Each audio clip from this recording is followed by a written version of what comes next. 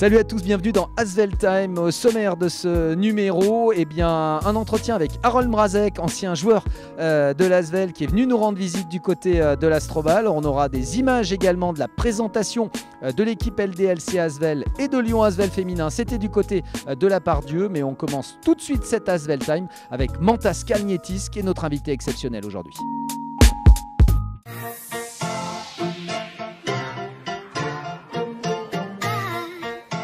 Avec Mantas Kalnietis pour Asvel Time dans notre émission. Merci beaucoup Mantas d'accepter d'être notre invité aujourd'hui. Mantas Kalnietis, on va d'abord parler de ta jeune carrière à Kaunas.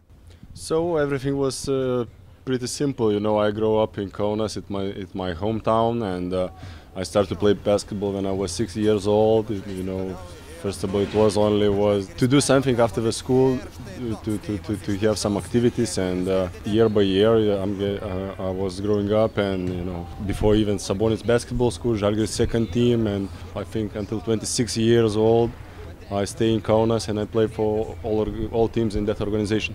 Ok, quelle année? En 2013, Mantas avec d'abord cette Eurocoupe. Yeah, it was probably one of the best years because it wasn't easy in the beginning because it was first time and I moved abroad from my country, from my town, from family, relatives, friends, and etc.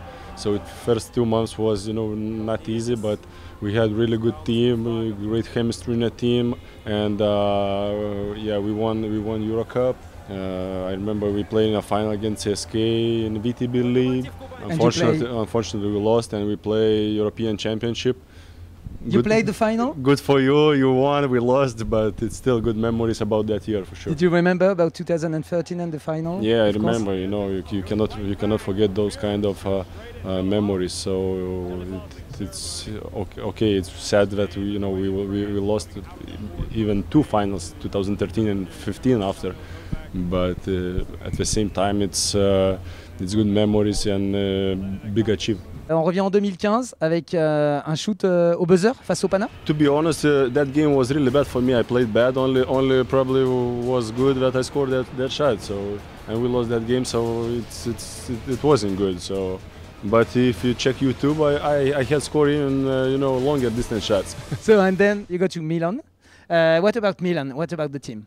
Milan was, great organization, everything, and unfortunately, I don't want to talk too much about what's happened last season, but everything's simple. We had so many players, and not all of us will be happy. So, unfortunately, I was one of the guys who didn't play, and it was really tough months without basketball. So, I'm really enjoying about spending time on the court in Asvel now. On connaît bien sûr le joueur sur le parquet, mais on a appris à connaître un joueur en dehors du parquet, et notamment Mantas, que tu es le roi du dunk contest. Yes, it was a long time ago, maybe 10, 12 years ago. I was participated in those dunk contests and in Baltic League, so I won 2 or 3 times those dunk contests. So I'm not trying to dunk now because I get older. I try to protect my knees, so I'm not jumping very often.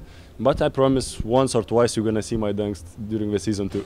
Ok, we'll see. On a découvert également un autre personnage dans l'avion, notamment avec une séquence dans l'avion plutôt fun, Mantas en dehors du terrain. I know what you're talking about. Those memories, with national team when we were singing in a plane. It was after 2010 when we won bronze medal, first my medal in my career, international basketball career. It was really fun, and believe me, we celebrate really tough. So we were relaxed there. C'est important pour toi, Mantas, en dehors du terrain, d'avoir ce bon état d'esprit dans l'équipe? I will tell like that. It's one of the most important part of the team, how guys are working, how they are spending time, what kind of guys they are, and it's really important. Sometimes on a paper you got good players, but they are like single fingers, and we need to make one fist, and it's much better if you have one fist, so it's much bigger power.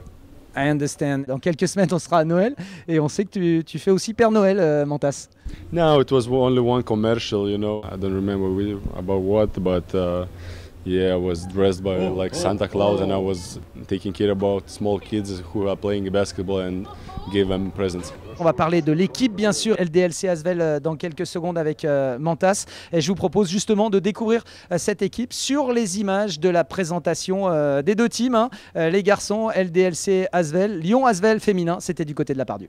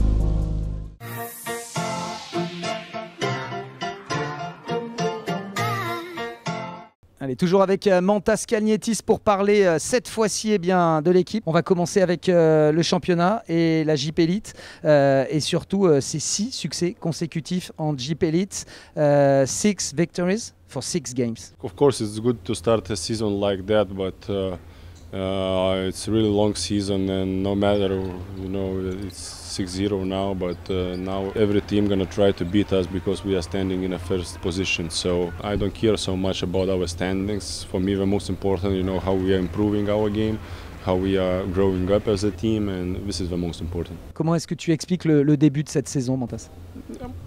Nothing strange, actually. We are a pretty good team to you know, compare with all other teams in France League, and I would say that we are a little bit playing different basketball than most levels. Okay, I didn't see all teams, but I can be honest, we are playing a little bit smarter basketball than all other teams, and I think one of the reasons because of that we are winning. Quelle est la principale différence entre ce qu'on voit dans notre championnat de Jeep Elite et la compétition européenne, l'Eurocup? As I see now, the biggest difference is that in French league, most of the teams they're playing a little bit faster, you know, more athletic basketball, one-on-one, not too many, you know, reading basket, but they are really good one-on-one athletics, jumping, running, and etc.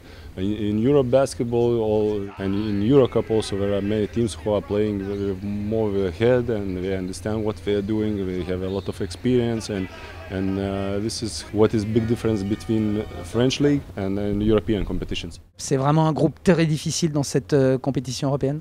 Yeah, it's hard, but you know, I'm really happy about those 2 wins at home that we won, and we won what is important, big difference, the point is difference. We just need to work. The most important, you know, when I'm happy about the team, that we don't have these selfish players or the guys who are lazy, so you know, we are working, and when you have this kind of efforts, so I don't see a reason why we not to grow up as a team. So we are going step by step front, and we just need to continue it like that. LDLC Asvel, l'équipe est en position de gagner un titre cette année? To be honest, like I said before, I came here, I don't want to promise anything. I just want to be focused in next game. Next game, it's too far, because you know, in a basketball life, those moments are changing so quickly, so fast, that it's impossible to talk about future, what's gonna be. Next game is the most important, next day is the most important, and at the end, if we deserve, we're gonna have something. If no, we'll see. Game after game, match après match. Thank you very much, Mantas. It was you. really a good time with you. Thank you very much. Mantash Kalnietis donc avec nous. Je vous propose de retrouver celui qui a été une des légendes de l'Asvel, capitaine de l'équipe, vainqueur d'un titre en 2002 avec cette équipe. C'est avec grand plaisir qu'on a revu Harold Mrazek du côté de l'Astrobal.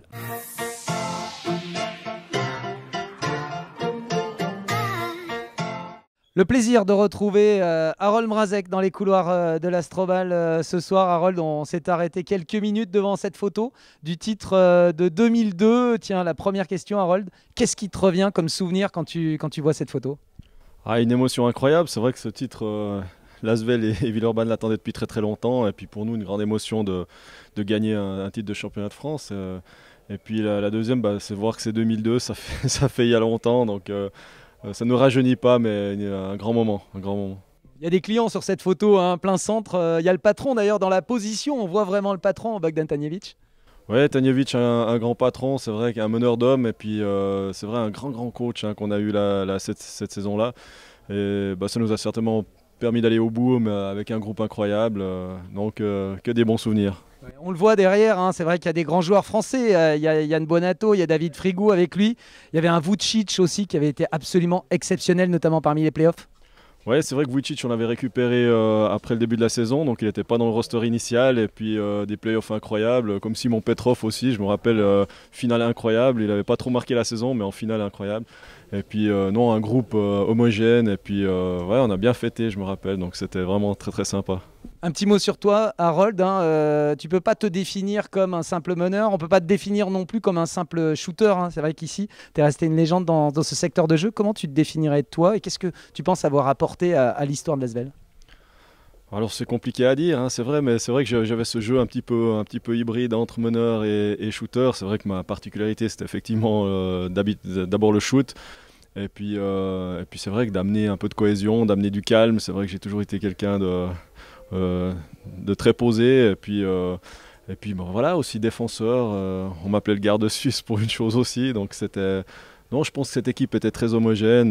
J'ai amené un petit peu de ces tirs à longue distance, un petit peu de calme au milieu, et puis ça a bien réussi. Ton regard sur le basket d'aujourd'hui et sur la formation LDLC Asvel en cette année 2018?